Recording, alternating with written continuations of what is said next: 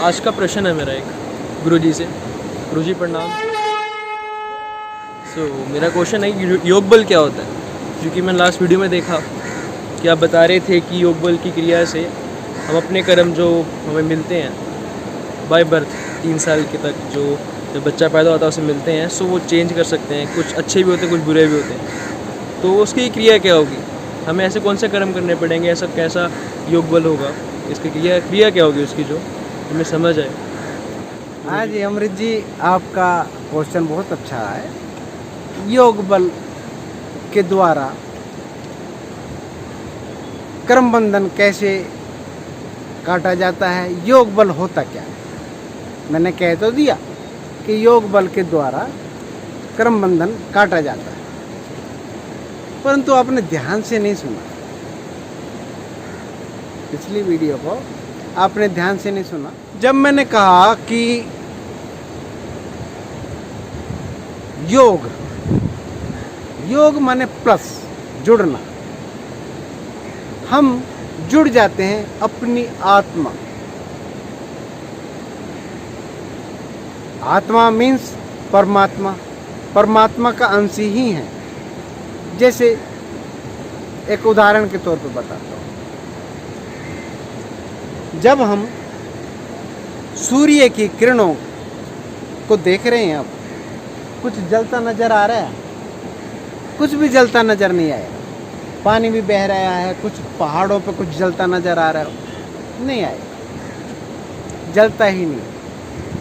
यहाँ तक कि बहुत सी ऐसी कंट्रियों हैं जहाँ पर बहुत ज़्यादा गर्मी पड़ती है, वहाँ पे भी झुलस जाता है, पिघल जाता है, पर जलता नहीं। कि धुआं उठ गया हो, आग लग गई हो, ऐसा नहीं।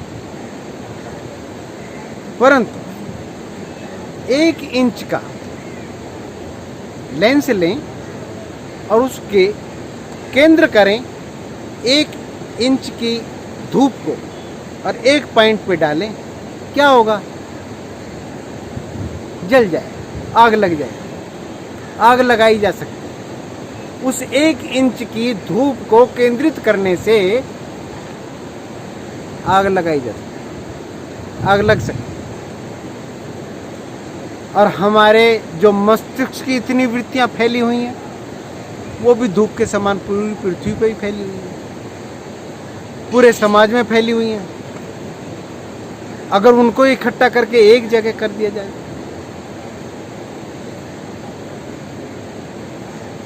कब होगा वो इकट्ठा, कैसे होगा इकट्ठा, इसकी पद्धतियां पतंजलि योग दर्शन में भी इसकी पद्धतियां बताई। वो कैसे होगा, उसकी पद्धतियां सबकी अपनी अपनी हैं, परंतु पतंजलि जी जो हुए हैं, ऋषि, महर्षि हुए हैं, इन्होंने उस पद्धति को सुपर पद्धति कहा है। और साइंटिफिक तरीके से उन्होंने बताया कि उसको किस तरीके से आप बदल सकते हो। उसी ऊर्जा को किस तरीके से बदला जा सकता है, केंद्रित किया जा सकता है। केंद्रित करने के साधन हैं प्राणायाम, धारणा, ध्यान, समाधि, अष्टांग योग, अष्टावक्र ने, मैंने पीछे भी कहा था, अष्टावक्र ने तो सिर्फ यही कहा, धारणा कर ले, वो मान, बस तू सिर्फ मान, जनक तू मान ले, सिर्फ मान ले कि तू ये शरीर नहीं है, तू मान। मैं जो कह रहा हूं उस पर यकीन कर, क्योंकि मैं जे तेरा जो गुरु दक्षिणा में तूने अपना मन दे दिया है, तो मन की उड़ान बंद कर। मन से कभी इधर भाग रहा है, कभी उधर भाग रहा है, इस उड़ान को बंद कर और तू मान मेरी बात। मान ले कि तू शरीर नहीं है, तू आत्मा है। तू आत्मा है, अपना स्वरूप तेरा आत्मा है।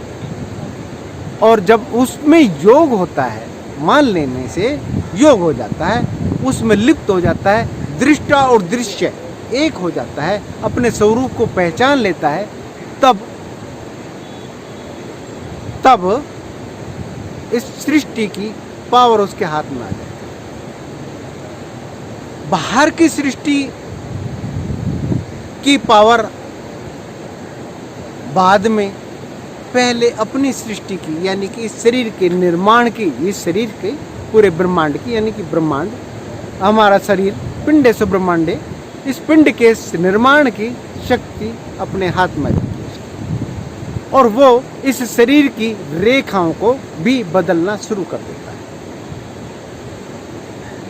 ये एक लेंस, 1 इंची का जो लेंस है, 2 इंची का जो लेंस है, इससे धूप को एकाग्र करने की जिस तरीके से पावर सामने आती है, इसी तरीके से संकल्प विकल्प रुक जाते हैं और उसमें सुपर पावर उसके अंदर योग इसे ही कहते हैं। योग कोई ऊपर टांग कर ले, हाथ नीचे कर को योग बोलते हैं, जबकि ये योग नहीं, ये एक्सरसाइज।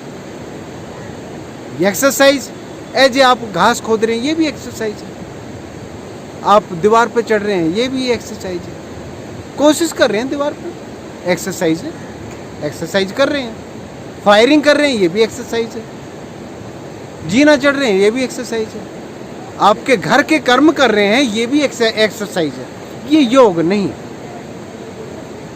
5 ज्ञान इंद्रियों के द्वारा जो कर्म किए जाते हैं वो भी एक्सरसाइज में चेंज कर सकते हैं, और 5 कर्म इंद्रियों के द्वारा जो एक्सरसाइज की जाती हैं वो तो एक्सरसाइज है ही। वो शरीर को स्वस्थ रख सकती है, मन को नहीं। मन को स्वस्थ रखने के लिए मन की शांत रहना बहुत जरूरी है और अपने स्वरूप में स्थित होना बहुत जरूरी है, क्योंकि मन आनंदित नहीं होगा। जहां भी जाएगा, चाहे भोगों में जाए, स्वाद में जाए, चाहे सूंघने में जाए, चाहे सुनने में जाए, चाहे देखने में जाए, चाहे स्पर्श में जाए, वो संतुष्ट नहीं होगा। थोड़ी देर बाद, थोड़े समय बाद वो उससे मुक्त होने की कोशिश करेगा। वो क्यों फिर वो संतुष्ट नहीं होगा? जब तक वो संतुष्ट नहीं होता, जब तक उसको अपने स्वरूप में स्थित ना हो जाए। उसका अपना स्वरूप क्या है? अपना स्वरूप आत्मा, आत्म स्वरूप परमानंद में स्थित जब हो जाता है, पतंजलि योग के पद्धति के अनुसार या अष्टवक्र की पद्धति के अनुसार, चाहे आपकी पद्धति के अनुसार, गीता वाली जो पद्धति है उसके अनुसार, जब उस परम योग में स्थित हो जाता है, उस परम योग यानी कि ज्वाइंट उससे जुड़ जाता है, दृष्टि और दृश्य एक हो जाता है, तब वह योग कहलाता है। और उसके द्वारा हम इस सिस्टम को बदल सकते हैं। बदलने की सिस्टम अपने हाथ में है। योग इसे ही बोलते हैं, असली योग यही है। ये योग नहीं है कि 10,000 में योग सिखाया जाता है, 25,000 में परम योग सिखाया जाता है, 7 लाख में वो योग सिखाया जाता है। एक हमारे हैं जानने वाले, वो कह रहे थे कि मैं योग शिक्षा लेने के लिए सदगुरु के पास जाऊंगा। मैंने उनसे एक ही बात पूछी, सदगुरु ने किससे शिक्षा ली थी? तो वो तो शायद नहीं बता पाए। आप बता सकते तो आप बताइए, जग्गी वासुदेव ने किससे योग शिक्षा ली थी? या चलो उनके बारे में पता चल जाता, तो फिर आप मुझे ये भी जवाब दीजिए, पतंजलि ने किससे शिक्षा ली थी? और उनका भी पता चल जाता है, तो कपिल मुनि ने किससे शिक्षा ली थी? फिर चलो मैं ही बता देता हूं जो मेरे ज्ञान के अनुसार है।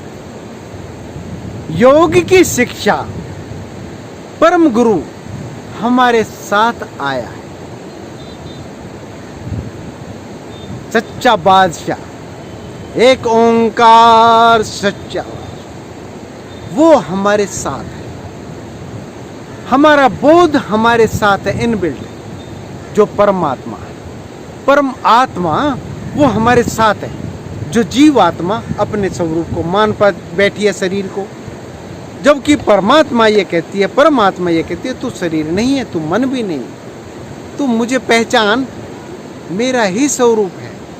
तो इस परम योग को, परम आत्मा को पहचानना ही योग है।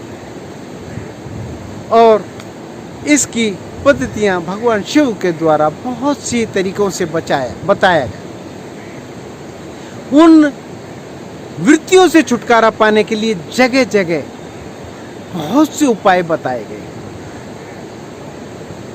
उनको जानने की कोशिश करेंगे तो जान पाएंगे हमारे ऋषियों ने वो पद्धतियां, पगडंडियां छोड़ी हैं, अर्थात रास्ते बताए हैं, वो पगडंडियां बताई हम, उनसे चलने पे हम उस योग में उतर सकते हैं, अपने स्वरूप में उतर ही जाएंगे। उसको जानने के लिए हमें कुछ करने की आवश्यकता नहीं, जो कर रहे हैं उससे बंद करो भाई। जो प्रयास है वो दिमाग के प्रयास, दिमाग में भर रहे, जबकि उसका प्रयास क्या है, दिमाग को जो चला रहा है, जो शक्ति दे रहा है, उसको पहचान। यही है योग, यही है परम योग। रब का की पाना, इत्ते पुटना तो इत्ते लाना, यही है योग। जानना बहुत आसान है, परंतु ब्राह्मण समाज ने, साधु समाज ने, हमारे कुछ ऐसे 350 साल के करीब, 380 साल के करीब हो गए, सबसे ज्यादा प्रयास हमारी गुलामी ने किया। जब हम गुलाम हुए इंग्लैंड, हमें शिक्षा पद्धति दी, आप टैलेंटेड हो जाएंगे, आप धन उपार्जन करेंगे, ये पढ़ेंगे, ये करेंगे, वो करेंगे। हमारी शिक्षा पद्धति ने सबसे ज्यादा नुकसान दिया। तो इसका मतलब शिक्षा पद्धति छोड़ दी जाए? मैं कहता हूं मत छोड़ो यार, पर अपने स्वरूप को तो पहचान लो, अपने स्वरूप को भी पहचान लो भाई।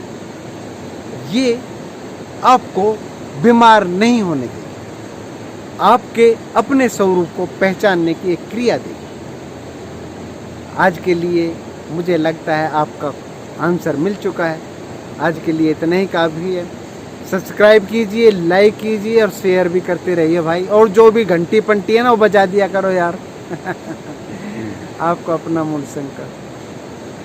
थैंक यू बाबू। आपको क्वेश्चन मिल चुका होगा। अमृतांजन, अमृत पुत्र। ठीक, हरिओम।